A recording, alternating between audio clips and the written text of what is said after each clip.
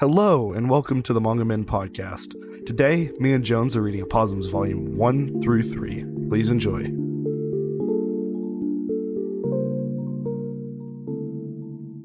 Welcome. Hello, everybody. So, today we are recording Aposimz. It was definitely a journey. Your introduction is horrible, King. You've lost your. I'm you've sorry. Lost your touch on the podcast. I've lost my here. touch. It's been a different.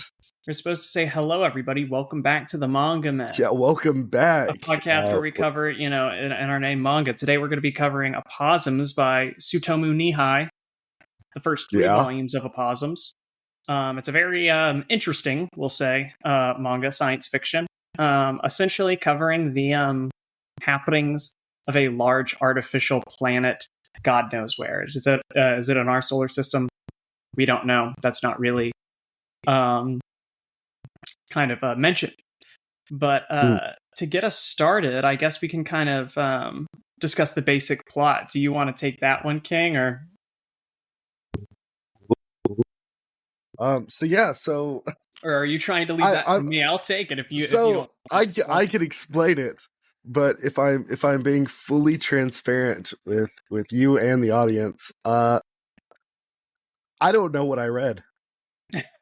I sat there for like 2 hours, and I sat and I read to the base, like my full capabilities, and it completely just went over my head. Pretty art though. Anyways, the plot. So the plot. This is gonna be like a toddler trying to explain like something. So just bear with me. Voice crack there. But so this main dude. Etherho. I don't even. Or Ethero. Ethero. Is, I guess, kind of like a town's military. I don't really know what they were, what they really did, but he essentially was going into the depths of this civilization for a training exercise. It's so convoluted, and it just like I don't know how to sit here and explain it. So, anyways, I guess I'll grab the torch. For this one. Maybe you'll be better. Just first off, before I explain the plot, King's initial criticisms I think are very valid. I did take some notes, and like in the first volume, I had like if you're not watching the stream, you're not gonna be able to see this. But I did have a character like map that was like very convoluted and weird. But anyways, essentially our story starts on a like I said, an artificial planet that is 120,000 kilometers in diameter. Not exactly sure why that's important, but it is. And about 5,000 years prior to this, there was a war amongst the inhabitants of this planet, with the victors remaining in the core of the planet, and then the losers being forced out onto the surface. And that is the environment that our story is taking place, is we're following surface dwellers. We're not following people in the core, we're following people on the surface. It's a very harsh reality up there, low oxygen. Most life is done through scavenging through the ruins of this kind of factorial orb in space. And as King mentioned, we have our main character, Ethero, who is leading kind of an expedition of scavenging for his village or his city-state or whatever it is. There's all these weird political entities on the surface. And in doing so, they come across a girl who is being attacked by a particular government. It's the Rebedoa Empire, I think is how you say it. And they are chasing this lady down. And they eventually kind of rescue her. They save her. And she's holding two artifacts. One of them is a injector that will turn somebody into what's called a frame. a frame is like a organic machine being. There's also a disease that turns humans into machines called frame disease that's adjacent. So there's the regular So frame, the operating ones, and then the ones who have the disease, which are not normal. The ones where they kind of give them the abilities are like almost like superpowers. Like it's a very like cool system, but then on the other spectrum of kind of the same like power scale, you have like essentially zombies, like people with this disease that can't really function. That part of the plot is very neat. Kind of one of my initial reactions that I wrote down. I didn't actually write anything good about frame disease, but I just said that the frames aren't really explained in the story, and you kind of have to do some. And while I was reading, I had to read a lot between the lines to figure out the whole frame part of the plot. But essentially, the frames are humans who are turning into machines, but there's also some level of control that humanity has over frameism to turn people into operating frames. So there's some debate on what to do with this relic object and the frame injector. And in that happening, Ithero actually ends up killing some of the Imperial soldiers who are chasing this girl. So they come to the White Beam, which is their town, and in retaliation, kill everybody. Ithero, in his last moments, tries to save his friends, ends up getting hit in the head. And then this lady they find, who's a automaton, so she's a machine, she's like an android kind of, slows down his brain function. So in the moments before he dies, she can explain to him what essentially she's going to do, and she gives him the injector. There's a very small chance of it actually working because your body has to be accepting of the frame virus or something. And he turns into a frame and is able to use that power as a organic machine superhero figure to escape with Titania. And then, of course, the rest of his village is completely destroyed. And now they are in their own devices out on this desolate, apocalyptic, Kenshi-esque world, essentially, is how the story starts. And their goal here is essentially to fight back against the Empire. Titania ends up being from the core world, and she was in possession of a weapon that can break through the megastructure shield of the core. And then each frame has its own unique power to it. So the frame injector she was in possession of has the power to utilize the ammunition of the weapon. So she's carrying the ammunition, but the weapon itself is contained within the frame's DNA. So he becomes that frame, and now they're on their quest to essentially take down the Empire. And that's the basics, and that's kind of a little bit more, but essentially what you get in Volume 1. And I like how the way that you've I like how the way that you summarized it makes it coherent in my mind. It kind of puts together. No, not at all. I feel like they just kind of they throw everything at you and they want you to keep up, but they don't sit and stop and let you keep up. So I don't want to... I think this manga was, in essence, good. I don't think it's terrible or all bad. But I'm going to give my kind of... I have 4 or 5 statements here that were my initial reaction to reading through, or as I was reading through these first 3 volumes. The first one was that it has a very gritty vibe. I wasn't expecting. It has a very gritty vibe and a very gritty art style, which I thought was really nice. And it was a very visually pleasurable 3 volumes to read.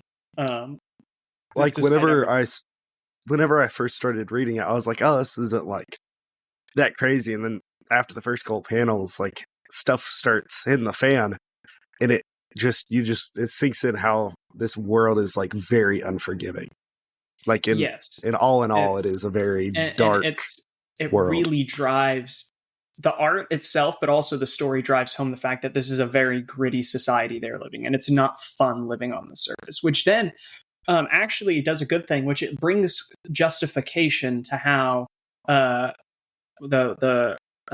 was their name again? The Rebedoans, the Empire. Sorry, I have their name written down. The bad guys. The bad guys.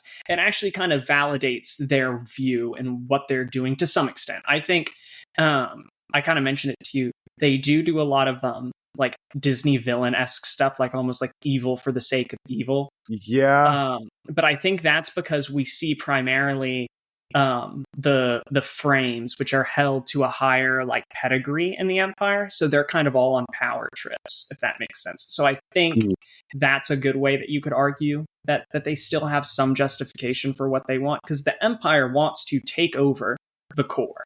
So the core of the planet holds all of its life support systems. So that's why the Rebedoans are so adamant on getting into there and breaking through. They can't get in on their own. So that's why capturing Titania and finding a valid host for the frame to go and take out the core is so important, because they'll have control over the life support systems and they'll be able to kind of control their own destiny, essentially. So it's actually the villains do have a great motive for what they're doing. They really do. Other than the art and the vibe of the story, which for some reason I kept thinking about the Bone series of comics when I was reading this. Yeah. I literally was just like, this is like Bone. For whatever reason. It felt a lot like you're Bone. not wrong. But Bone had that same gritty feeling to it. So I think that's why it was very nostalgic in that regards. But anyways, moving on, the story immediately felt extremely compressed, extremely kind of rushed, and that led to it being extremely difficult to follow. Even for me, where I really like complicated stories, it was pretty hard for me, and I can see how somebody would read the first couple volumes and throw it away and just never want to look at it again. And I can really see why. And some reviews of it, when I first kind of tried to get into it, which was a number of years ago, were quite critical of the story because it is pretty tough to follow. Beyond that, it still felt interesting, though, despite being hard to follow. I felt like there was more involved and I needed to look deeper, which I think I was right. But at the same time, you need to look at what a more average manga reader would want to read. Mm-hmm. Like, do you have any insights about that reaction there? No, I mean, I completely agree with you. I mean, I personally, I think the only thing that, like, I think the world is very interesting, but I think the world is also, it's very deep, but also what they're showing you is very surface level. Like, we haven't seen too much of it, even though we read 3 volumes. It was very much like, here's the surface, here's the characters, here's the fights, which are really good, but it hasn't really explained the lore. It's shown us why the main characters can turn into these things, but it doesn't really explain like how. Oh, it shows us how, but it doesn't explain why. Like almost like you're left in the dark lore wise. Yes, it's just like, here's this world, watch it happen. It's honestly, it is pretty close to, if you're watching a show, clicking on like the halfway point and just hoping that you can understand what's going on. Yeah, it's kind of like, it's like tuning in, and this is kind of embarrassing for me to say. I don't like people to know that I watched a fair amount of Supernatural, not all of it, but a fair amount when I was younger. And it's kind of like tuning into like the middle of Supernatural, where there's kind of a coherent story with Supernatural that's happening. If you watch from point A to point B, you know, but if you tune in like halfway, you still kind of see the world, but you don't get exactly how these monsters work or why these demons are important or whatever, right? For me, that has only watched Supernatural through TikTok clips. I can agree with your statement that yeah. Very true. I still don't know what the show's about, for I've only seen the funny scenes in the musical episode. So it's kind of like that. If anyone's ever seen like Supernatural, it's kind of like tuning in halfway through Supernatural, like season 7. Um, and then my final kind of not gripe, but initial reaction, which they're all gripes except for like the first one, is that the frames just aren't explained. They're not really explained. It just kind of says, the people on the surface are subjected to a harsh life of like scavenging and survival, and frame disease. And it's like frame disease. What is frames? And you kind of get a really like, in the beginning, you feel like it's about to get explained because it's like, one of the characters is like, hey, come look at this. And he's talking to Biko, who ends up being kind of an important character later on. But he's like, hey, Biko, come look at this. And she's like, oh, what frames? And they go down and there's like all these new frames sitting on this like ledge. And like I mentioned, it's essentially this disease that will turn a human into a machine, but more so into machine parts rather than something that's cohesive and working. And they're all like, oh, wow, like that's heavy, I guess, because it's new and they're not used to seeing that many. And as the reader, you're like, oh, wow, what's this frame disease thing? And you think that as you read forward, you're going to get little snippets. But you really don't. You really don't get snippets of the frame disease. How I think of it is probably kind of like, maybe like radiation of some sort. Like kind of like ghouls from Fallout. Yes. That's like kind of the only theory that I have, where it's like, okay, well, maybe it's some sort of something in the air. They have to keep wearing like respirators. Well, there's not enough oxygen outside, so they'll eventually suffocate. But it's like there's slow amounts. So it's kind of like being on Mount Everest in the death zone, where you can survive for a little while without oxygen, but eventually your body will succumb to hypoxia. But instead of hypoxia, it's you becoming a robot skeleton. Yeah, it's you becoming a robot skeleton. If you don't suffocate and die first, you'll become a robot skeleton. Pretty much. Which is it's a neat concept. I can't say that any of this manga is not interesting or thought out. No, there's clear like passion and a good vision. Yes. The vision of the manga, for sure. Execution could... art's good. Everything about it is great except for the execution. However, I feel like there's a reason why it was executed poorly. So if we look at Tsutomu Nihai and what else he's written, he wrote Blame, which is critically acclaimed as being like one of the best things like ever. So he's no stranger to writing things that people see as good. I think that he had a much grander story planned, but Blame's only 6 volumes. It's a relatively short story. I think this one's 9. Intentionally, I believe, right? was trying to. Yeah, this was a 9-volume series. I think he was intentionally trying to keep this story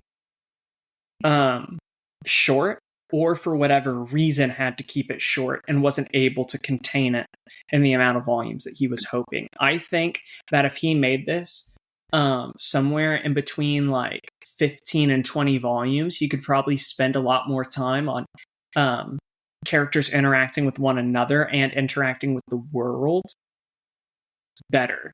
Because right now it's like we're a third of the way through this series, right? We've actually absorbed a lot of the story. Yeah, I think the characters interacting was only like, that was one of the only strong suits of this. I think that's kind of the only thing that we actually get to see. That and the fights are the only like 2 things that genuinely I feel like were somewhat thought out. Mm-hmm. And actually shown, like, because you see the characters' emotions, you see how they interact with one another. I don't know, there's deeper stuff there, but I think it's explained a little bit more. And then you have the fights. The fights are cool and they're drawn out, but I feel like all that overshadows the world and kind of why they do that. Like, I feel like it's hard to get behind a main character who's fighting for a just cause when you, like, all that you're shown is just like, oh, that's his life and it was taken from him. It doesn't like actually show like why his side is even good. Well, it's just like, that is my side. The bad guys are bad, and that's kind of it. kind of discuss is like there is going into the later volumes, right? There is a third faction that comes up because this is a large planet, right? So the Empire doesn't control all of it. They don't control the core, for example, but they don't control all of the surface. And what was the faction's name? Earthnik, the Kingdom of Earthnik, is brought up, and Earthnik actually has two main characters associated with it. One actually becoming a main character, so it's a trio more so in this. There's Titania, who's the automaton that kind of rescues Ethero and gives him his brain powers, and they are on their mission together, and they come across a lady she's named kind of like Kaisha. She's kind of like his spirit guardian, kind of like the source of his powers in a way, because she's the one that She's like Navi from Legend of Zelda. Yeah, kind of. She's like a really cool and like I don't know, like a really cool Navi, I guess. Less annoying. Yeah, Navi. she has like this I don't even know what to call it, like a lizard form usually. Yeah, and I think that's a very interesting. Shrinks down into like a little robot lizard and just kind of hangs out, and then every once in a while she'll actually turn into a humanoid form, which is kind of neat, and it is explained. One thing I like is actually that the source of the power for the frames is explained, and it's actually something that is constantly brought up as plot points in fights, in character interactions, and in the world, is the fact that these frames, they're machines, and they're powered by what they call placenta, and then also the Higgs particle. So they're utilizing the Higgs particle and this substance that they call placenta to power themselves. And the more placenta that you have, the more that your body can upgrade itself, and the more that it can stay powered. So there's actually a big kind of like, it's not really a subplot, but it's always a subconscious thought in your mind of like, how are they going to keep getting placenta, right? Because they need to keep going out and stealing this placenta from frames, because the frames kind of start out, I guess, like unupgraded is a great way to say it. Yeah. It's kind of like in a video game when you kill a boss and you get XP. It's very similar to that, where exactly. As soon as they kill a bad guy, they eat this placenta and they get like an upgrade. They get like a boost and they get to keep living. They don't eat the placenta. That's like kind of absorb weird. It. I don't know what that's not much better. I don't know. I don't want to say the words they eat a placenta in this manga and use that as like, this manga is so cool. The characters eat each other's placenta. That sounds like some wild stuff right there. But yeah, they absorb it. They don't eat it, but they somehow absorb it. I guess they can absorb it through their hands, because there's one point where they're in a fight and Ethero actually gives Kaisha some of his placenta, and they just like lock hands and they like transmit it like, it's like an energy source. Yeah, so I really liked the aspect that it's forcing you to worry about their energy source level. That was a really well done thing.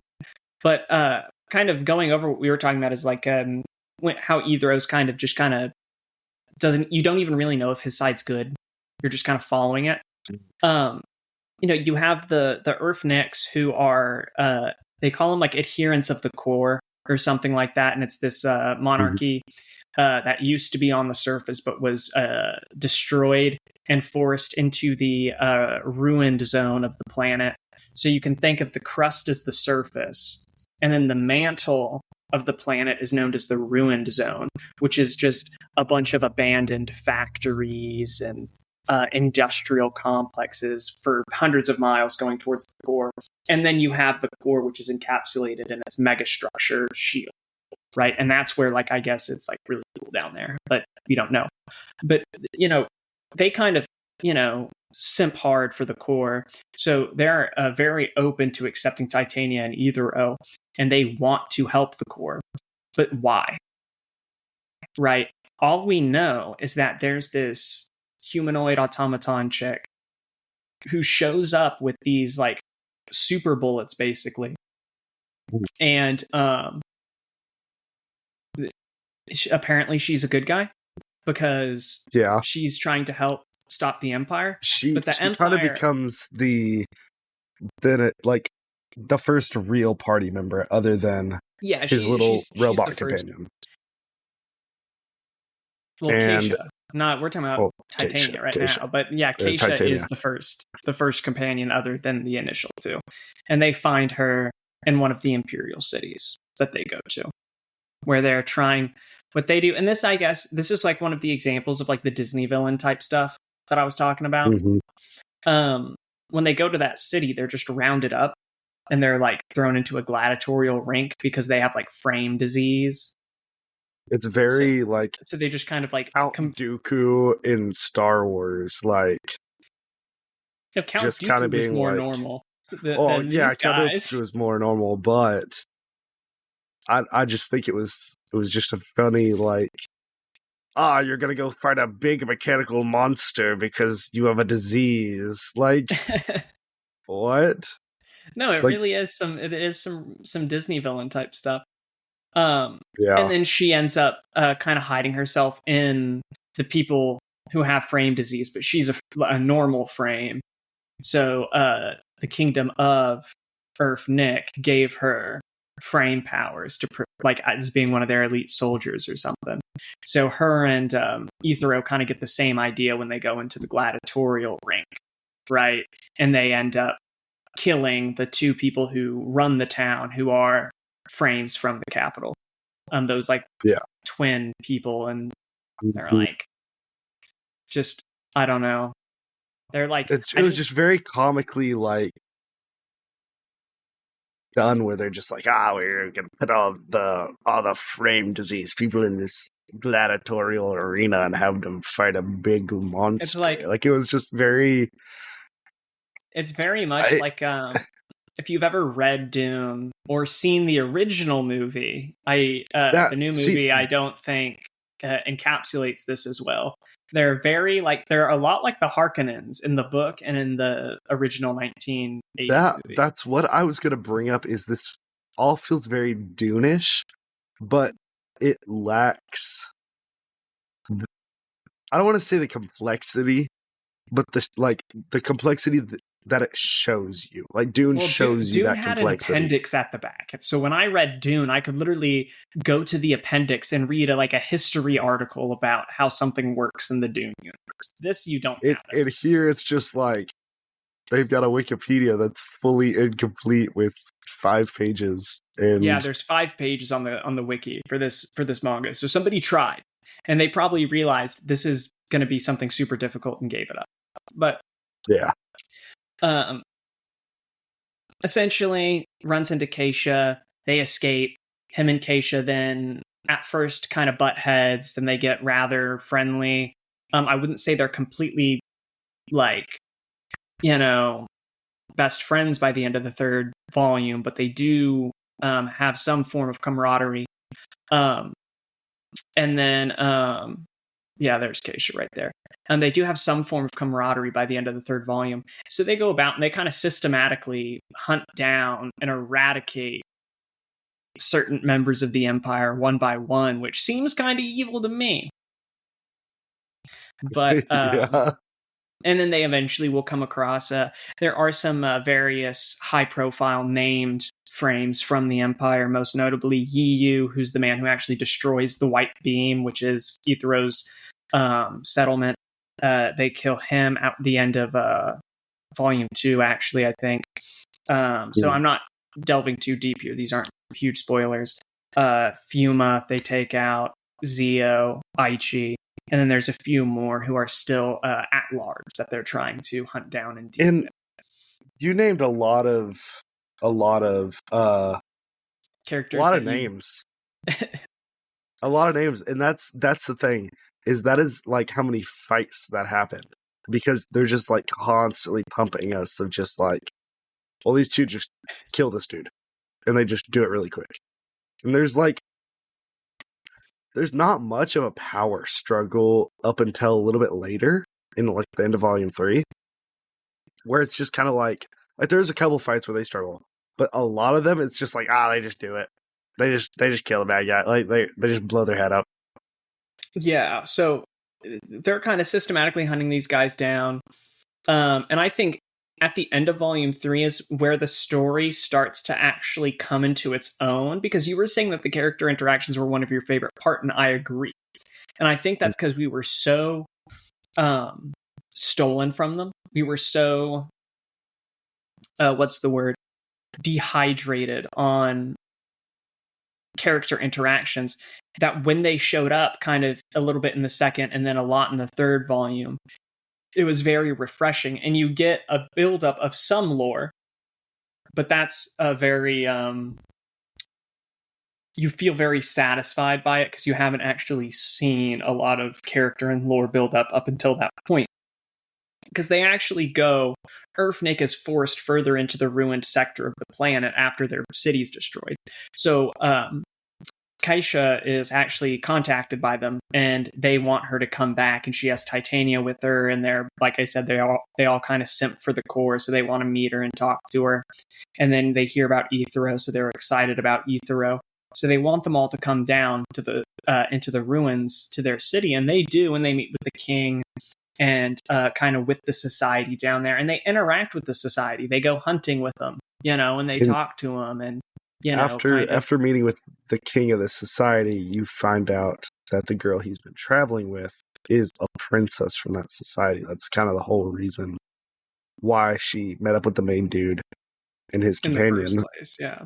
Is because she's this princess trying to get more aid for her kingdom. Yeah, because they're pretty much eradicated. They have one city left, and it's basically a shanty town in the interior of the planet. So, but you get a lot of good interactions, both between the main characters and just random side characters or NPC type characters, I guess you could call them.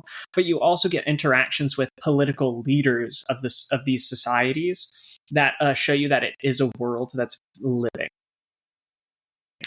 You're bringing up the whole Biko conundrum, which we haven't talked about. I think we skipped over it, but yeah, we can put that, what I was talking about, on hold, and we can talk about kind of what happens to Biko, which is, I'm pretty sure, the only other survivor from the White Beam. Yeah, so she was kind of like the clan leader of the main guy's group, and she was a mentor to a lot, and I think she was kind of a love interest in a way at the very first of the manga. Kind of. I mean, you have to speculate because there was not much character interaction, but she appears alongside the bad guys and has no recollection that she was ever a part of that group, and claims that the main character is a traitor. She's also become one of these frames. I think she might have always been a frame, but she's now... So right before that interaction, I forgot what exactly happened. I'd have to re-reference it, but Yiyu, his forces get heavily defeated by Ethero and Kaisha and them, and he gets real upset, and he takes a frame injector, and they're like, oh, what are you going to do with that? And he's kind of like turning real jokery, and he looks like the freaking Joker sometimes on that one frame you pulled up. Yeah. And he injects her with it. So he turns her into a frame, and they basically captured her and locked her up and tortured and brainwashed her and turned her into a frame. And now she wants to hunt down and destroy Ethero. So, and she gets away. When they kill Yiyu, she still escapes because Ethero can't bring himself to kill her. And she's still dedicated to actually taking him out. She seems actually quite still dedicated to the cause of the Empire of Rebadoa. And I think that's going to lead into her being kind of the main ad guy, because I feel like they're kind of having us already like kill. They're killing off a lot of people, and I think that's all set up. I think it's building the lore, and that's why we feel like there isn't a lot. Is because the lore is being built, and then the real story is going to start. I don't know. I think the lore, if it's being built, it's not being shown that it's being built, like, at all. And I feel like that's my biggest struggle with this manga. And I got about halfway through, and I was like, I don't know how much of this I can even talk about. Just because Yeah. it just feels so. I wouldn't even use the word convoluted, because on one end it feels convoluted, but on the other, I feel like it doesn't give you enough information to feel like it is truly convoluted. Yeah, I see where you're coming from, and I think I like it more than you for sure. And I think one word you used to describe it was what did you call it? Like uh, mind slop or whatever. Yeah.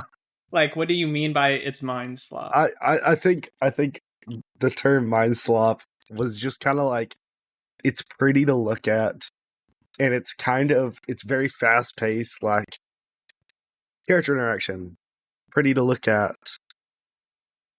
You got cool suits of armor and anime girls. Like, that's just kind of the tempo of it. And it was just like, Mhm. oh, it's cool. But You I say don't feel like that there's like much, there's like big like tittied there's something anime wrong women with it. running around or something like that, and there isn't. There isn't. So I don't see your point of view. No. But I feel like they kind of just, they give you a little bit to work with, and you're supposed to just kind of keep up.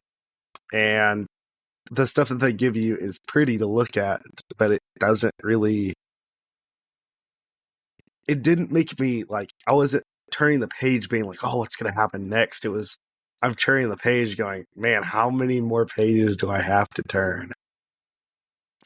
And Yeah. I feel like a manga should not do that. It was kind of the same experience as whenever I tried to read a manga called Given. Or is it Given? Another. Where, You're naming off arbitrary like adverbs and like yeah, nouns. You're like given the taker no another no Divergent. um But I it did definitely kind of get have where that you're coming same, from. like, I don't know. Maybe I just didn't like it. I liked the fights. I thought it was cool. I thought it was pretty. I kind of liked the characters. But I feel like at the end of the day, it had a story, but like, maybe it just didn't hit. I can see that. I will say this manga is not for everyone. Um, there are a number of people who really like this manga artist. It's kind of like Hatsuki Su- Fujimoto.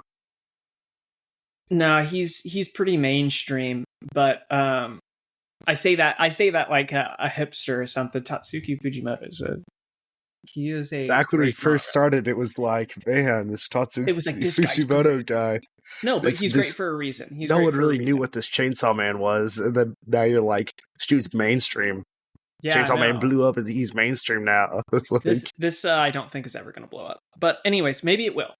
Blame blew up, for I think example. I But think Blame has somewhat, but I don't feel like this has. um, In the first, and I want to just say the first thing when I googled this manga after Jones was like, "Hey, like let's read this," was I saw the volume 1, and then the first review right under it was like, "This is awful." really, Like the first thing I saw, and I was just like, I didn't look at it too much, but I was like, and then it was like pretty visuals, bad story, 2 out of 10 or something like that. And I was just like, well, because you agreed to read it pretty quick, or did you agree to read it blind and then looked it up and you saw that? I think it was a mixture of both. I think I saw that review pretty quick after you told me about it, and it was just like, no, I'll form my own opinions. Like maybe I'll like the Mhm. story, and then I started it, and I was like, well, this is right on the nose. Well, kind of what I was getting to with Tsutomu Nihai, Manga Man historically, not with you, only with the guest stars when there was that time that you were away. Yeah. Um, we read a lot of Inio Asano. And me and probably the only co-host who really kept agreeing to like, it was hard to find co-hosts, and he gave good commentary and was consistently wanting to be involved. Me and him pretty much just agreed, like, hey, let's just like read all of Inio Asano's stuff, like, while we can. Yeah. So that being said, Inio Asano,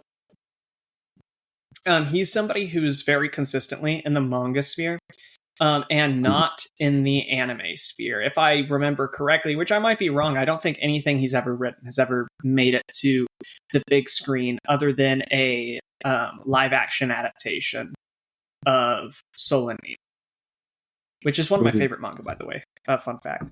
But Tsutomu Nihai, he's in a very similar camp where he's very much a manga only author, and there are a lot of people like this out there who they definitely have the ability, and we've seen Tsutomu Nihai actually have the ability and act on creating anime through Blame. Not necessarily he created it, but his story made it to the big screen. But looking at Blame specifically, it was a movie adaptation to a 6-volume long manga that the plot of the movie is different than the manga. So, although, of course, he would have had to have been involved, at least from a legal perspective, to sign the paperwork saying they could use the name, really, other than this kind of one-shot movie that didn't even really fully expand on his work, he's never been in that sphere. And when I was reading this manga, obviously I understand where he's coming from, where there's a certain audience that attaches themselves to these types of writers. Usually, I can say that I am one of those people that attaches themselves to these types of authors, because I do like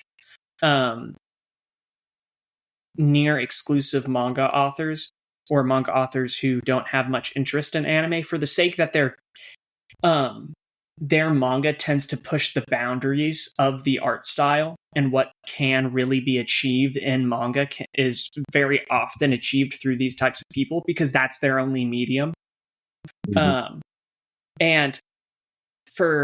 you're more of an anime guy, so there is a good chance that this very small disparity, because I agree with you for the most part, might be because of that. Whereas you're a very anime-oriented mind, so you're looking for something that's laid out like an anime. And that's not a criticism of you, because I know sometimes I make fun of you for that, but this isn't a criticism of that. That is part of this manga where the whole time I was thinking, this would be better as an anime. So good as an anime. And I was falling victim to that thought. Or not was, still am. I think this manga would excel so much as an anime. I think if you got the right studio, the right animators, Tsutomu Nihai was like involved in trying to make it, wouldn't be a 1-for-1. I think they'd actually add a lot. Rather than usually animes take stuff away from the original work. I think he would end up adding a lot, or the story writers would help add a lot, and it would expand on this story so much more, because there's so much that's left to the imagination, or things they could have added, filler, I guess you could call it, that would have made this such a good story. And add to the plot and the story, and like seeing a good studio who can make like some gritty, dark animation, and just seeing this story expanded and in motion, especially like the automatons that are running around, because there's still these kind of, they're not all of them are sentient, some of them are, but these like semi-sentient robot colossals that are just roaming this dead world, just like essentially pushing dirt around, because there's nothing for them to do, because the society that created them has gone extinct. And just seeing these relics just lumbering across the horizon, and seeing the remnants of human civilization like building these empires and kingdoms and societies and trying to survive, is so interesting. And the manga was very stimulating in that aspect, because you can really get your imagination flowing and start thinking about that. But unfortunately, I feel like it was just too compressed. The story moved too quickly, and you're kind of scrolling through the frames. I mean, look at the frames; they're beautiful. They are The beautiful. art is great. The characters, And I think, I are think well written, but they're just not expanded on enough. The part of lore, the reason same I thing. like the art and kind of the setting is it is kind of like a dark and gritty town, Mm-hmm. but it's all very like white, pristine at the same time. Because it's cold. It's like a nuclear winter. It is. And it adds a very interesting contrast, doesn't it? I read the official colored version, which, even though it was colored, it was really only people's like hair in like small details. The rest of it was very still had that feeling of just like you said, nuclear winter. And I thought that was really cool because like the color just add a little bit to it. Just add a little bit to it. Because usually if something has a colored version, I'm going to gravitate towards it. But I felt like that both of the versions had the same like visual like motive of having this like very distinct setting. Mm-hmm.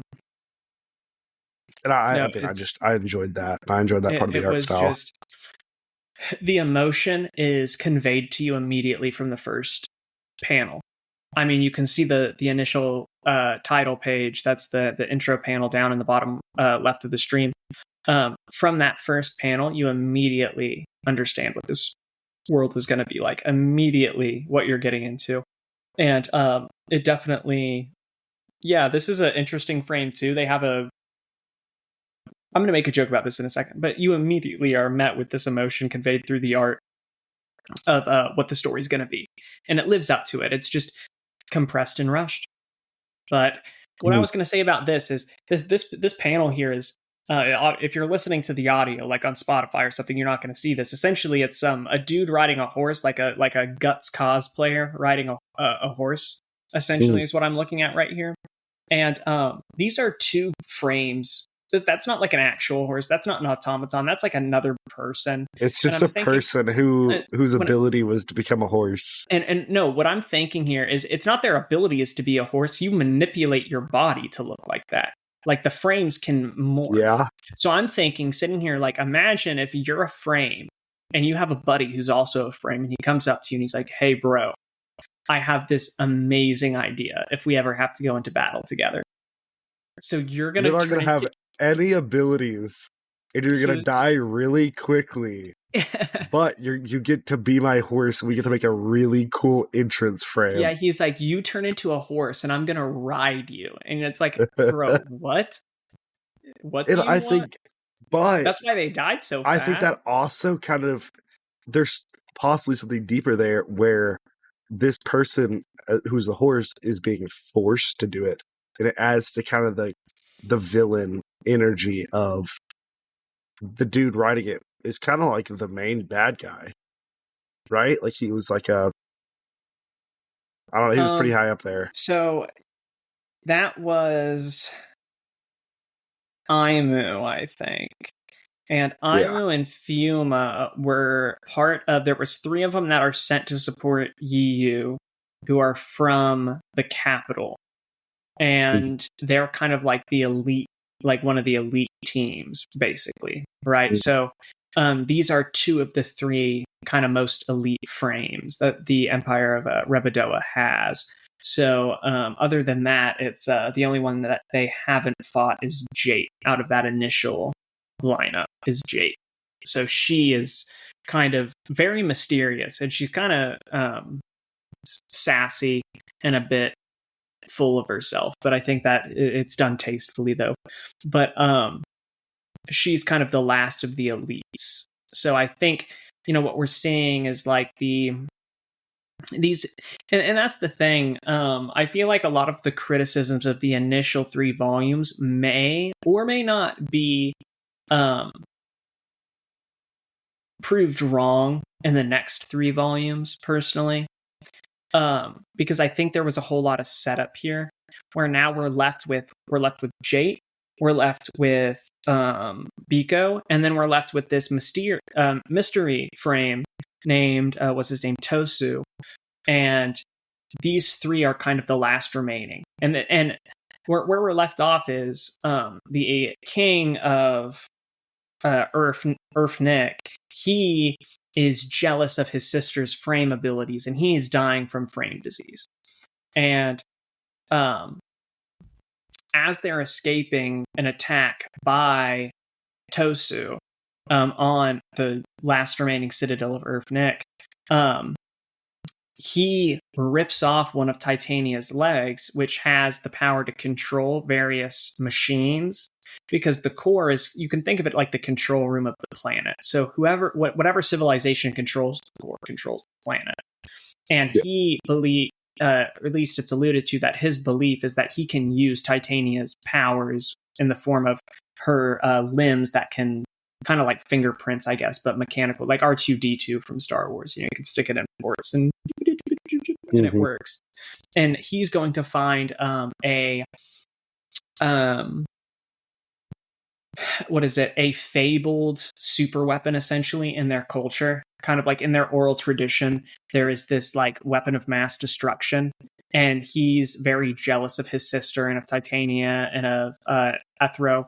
And he's basically now taking whoever will follow him from the remnant of Nick, and they're going to find this to try to destroy the Empire on their own. And they go up to look for him. The third volume ends with them actually being thwarted by Jate herself in the search for the king. His name's Kaiji-1. And they're actually not killed by her, but she wants them to stay alive because she kind of wants to fight him on her own terms. So she just prevents them from stopping him from doing this. And then it ends with essentially they don't know what the king's going to do, really. They have an idea. And then this Jate girl has now basically put them in a position where she can now hunt them down. So that's kind of how that third volume ends. But I think we have a very good foundation. And I know you might disagree with me here. We have multiple facets of good and evil, which I like to see because it makes you think more critically of the story. So we have this king who's going to get the super weapon. Do we want him or not want him to find it? Because wouldn't that be kind of a good thing? But maybe in his rage, he's going to use it for something stupid, right? And screw things up. Yeah.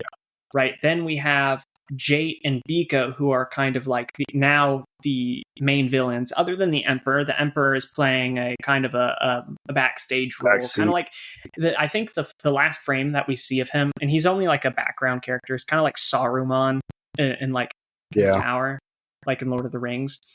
But really, it's Biko and Jate, and then we have the king, and then we have our trio of heroes. So we're left with a good foundation. And I honestly think that if we read the next 3 volumes, there might be substantial growth in the story. That's just my opinion on it. Yeah. I definitely think that it picked up a lot more in Volume 3. I think Volume 1 was not that good. I think Volume 2 was better. And then I think Volume 3 stood out a lot more and had a lot more like oomph. And like the real meat and potatoes kind of started there. So it might get really good towards the end. And it might have just been like I said, it's a thing that they kind of just want you to catch up. And I think Volume 3 explained a little bit more and gave you a little bit more character interaction and took it a little bit slower. Yeah. They killed a couple bad guys, but it wasn't like a bad guy every chapter. And looking at the My Anime list, this score is 7.14, which is lower than something you might see as like good. Like, for example, the top manga I think is Berserk. Berserk has a 9.47, which is extremely high. But like something that most people would know that's maybe lower down the list. Let me find something. Like Golden Kamui, for example, is an 8.6. We have a lot of 8.5s on my anime list, but essentially, the Steins Gate light novel. I didn't know Steins Gate had a light novel. Interesting, but essentially, it definitely seems lower on the curve, if that makes sense. But I think a lot of it has to do with rather, when you pick up the first 3 volumes and they're hard to get through, you're going to see a large drop off in the actual audience score of whatever it is. But the 7 still indicates that if you can get to the end, there might be something there. So yeah. So I'm down to keep reading through this. I at least want to try reading through the next 3 and then making if we're still on this same page, I would rather drop it than continue. But I think that we might get through the next 3 and be pleasantly surprised by volume 6 what we actually are able to find out. Yeah. But So in traditional manga fashion, we'll probably revisit it after this next episode, just so that that's not traditional manga fashion. We diversify. We always went point A to point B with the manga. So, I mean, we always did 2 series at once. So next episode will be a different series, and then we'll come back for 4, 5, and 6. Maybe we'll see. But let's go ahead and give kind of our closing statements on the manga. We kind of have some criteria here. So, kind of the characters. So, on a scale of 1 to 10, how would you say the characters are? I would say a 7.5. So an 8? No, I'd say closer to a 7. So a 7? I'd say 7. Okay. Yeah. I'd probably give them. I don't know. It's a hard one. The characters. I mean, they're cool. That's kind of the big thing going for them is their like combat attire and just how at the current rate, I would give them a 5. Okay. A 5. That's pretty harsh. Well, I feel like they're not super deep, at least not yet. We'll see. No. We'll see. They're not bad. I think what's her name is probably the most complex character. I forgot her name. Yeah. Kaisha or I think she definitely the more complex. Kaisha, because she has that princess subplot. Her brother's the king or whatever. She has a lot more. It is basic, but it gives you more than main character. The only thing you know about him was that his place was destroyed and that he has this like revenge plot. That's kind of it. You don't see like any of his backstory. You don't like really know too much about him. It's kind of just like, oh, you have this guy and he just wants to do his thing. Versus her, I feel like actually had a little bit more of like, this is her goals. This is who she is. This is where she came from. She got upset when the main character asked if their faction's still around because their capital was like destroyed or whatever. I feel like there's a little bit more there to her in her like character versus the main character. Yeah, no, I agree. She has more character than the main character, and I would agree with you that either her or Titania is definitely my favorite, just because they have more depth to them. But it's harsh, but I think I would give it a 5, just right in the middle. I don't think these characters have done anything yet. I think they might, but at the present moment, I would give them a 5, which it might go up. What would you give the art? Well, I'd say a 9. A 9? Okay. I'd say 9. I agree with you. I think some of the like, I definitely don't think it's as pretty as Blame, which I would probably give a 10. And I think part of that is just because the light colors, like it's pretty, but it's almost simplified compared to Blame, which is more like darker, like visually, where I feel like he has a lot of varying color to it versus this is very like white. It's all just bright. And I think that's cool. But I think there's definitely a style there and I like it. Yeah, no, I would agree with I don't think it's as good as his other work. I would agree with the 9. amazing art, very gritty.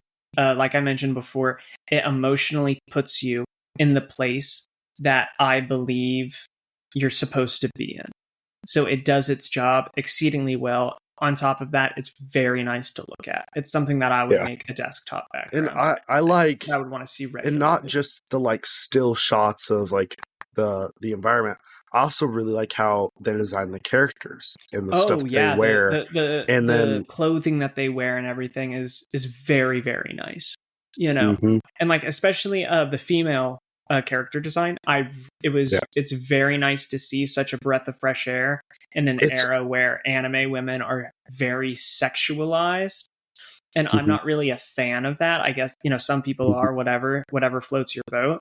But it's the women definitely are dressing distinct from the men. It's not just everyone's dressing like a man. Yeah. But it's also like, it's not something that's just like sexual to try to get some form of like reaction. I think, honestly, the girl characters are very reminiscent of Girls' Last Tour and how that artist designed their girl characters. Very much so. It's like a much grittier and what's the word?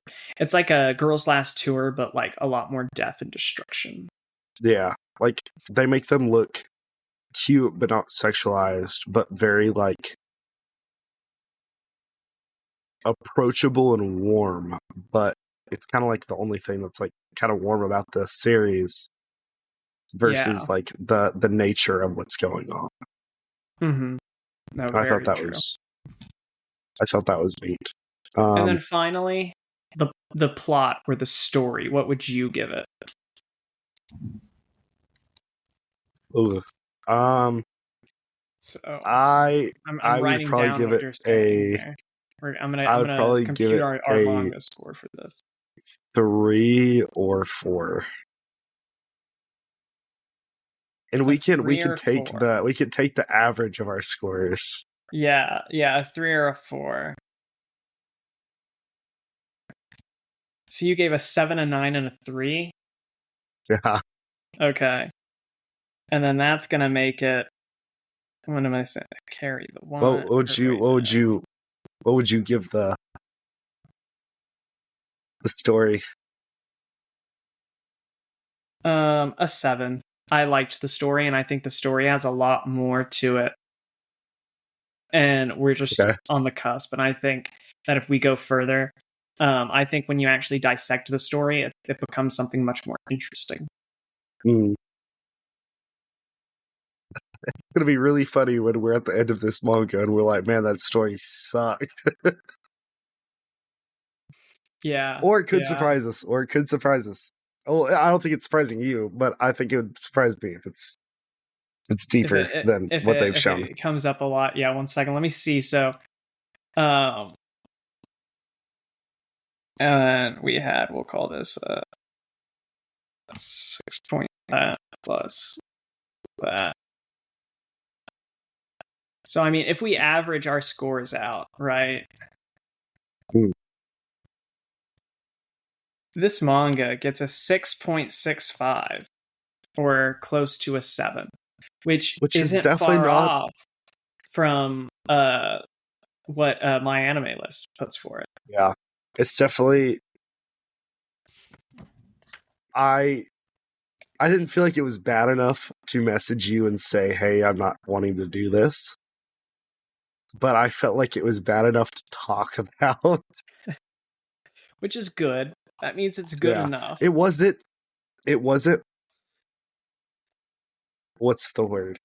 I feel like another made me just go, yeah, this isn't even like, there's nothing to talk about. And there's nothing here. I really did not like another. Yeah, no. And I feel like this kind of had more going for it. And even if I didn't like the plot, I could still talk about it in some degree and say why I didn't like it versus another. I think it was literally just... It just wasn't it. It just wasn't it, and You're I don't really know. just dogging on another. What if another Well, fans listen to this and they don't I like own it? my copy. Well, another fan is not one of our fans. Okay, Oh, oh my I gosh! think we draw that line. I Oh my think lord! I That was think the not anime is expected. really good. I've watched the anime since I read it, and I was like, man, this is actually pretty good. But I could never finish reading that. That's kind of like I can see why somebody would hate Steins Gate if they played Steins Gate, because I played the game first prior to Yeah, watching the anime, and you need to be dedicated to that game to finish yeah, it, or yeah. finish it properly, rather. But no, I think overall my score was I think it um averaged out to like a straight like 7 or 7.8, something like that. No, it's just Okay. flat 7. So it wasn't exceedingly high or anything. I definitely think this is a manga that if you are interested in extremely complex worlds and you don't mind doing a lot of reading between the lines and connecting dots, that this might be something you would enjoy a lot of. If you want that traditional, in your face, high energy, kind of, I guess, big eye anime is a good way to just kind of summarize what I'm saying. Excuse me. This might not be the gosh, now I got the hiccups. The series for you, because there is a lot of kind of work that the reader has to do. Mhm. But who knows? Maybe if you have the endurance and you get through the first few volumes and you continue on to 4, 5, 6, and eventually to the end, it might be great. Because I know I actually own a few volumes of Aposimz physically. Not all of them or anything. But it was a struggle finding a number of the volumes. And I remember at a bookstore checking out and somebody telling me, hey, like, you're lucky. This is a very popular manga and it flies off the shelves. And it was very difficult for me to find the volumes I would be looking for it. So it's I think there is a chance that it might definitely get more popular than what we think, or not popular, but better than what we think. But that's just kind of my closing statements there. If you like complex stories, if you're not afraid of reading between the lines and kind of doing some research, I guess, if you like that sort of thing, definitely give Aposimz a try. But if you like just kind of a more in-your-face, energetic, easy to follow, kind of feel-good story, maybe this is one that you might want to miss. Yeah, no, I fully agree with you. Anything in closing, King? I don't believe so. Yeah, I appreciate y'all listening. If y'all want to join us same time next week, we'll pump out something. We'll post on our Twitter what we're reading. But yeah, thank y'all for listening. Follow us on Twitter. Follow us on Twitch, of course. Look out for the next stream. And then, so you get to see it a day early. You get to see it a day early. If you want to listen to the streams, those will go up every Sunday morning, American time. And those will be on all major streaming platforms: Spotify, Apple Music, YouTube, podcasts, and the likes, things like that. So we look forward to seeing you guys in the next one. We hope you enjoy.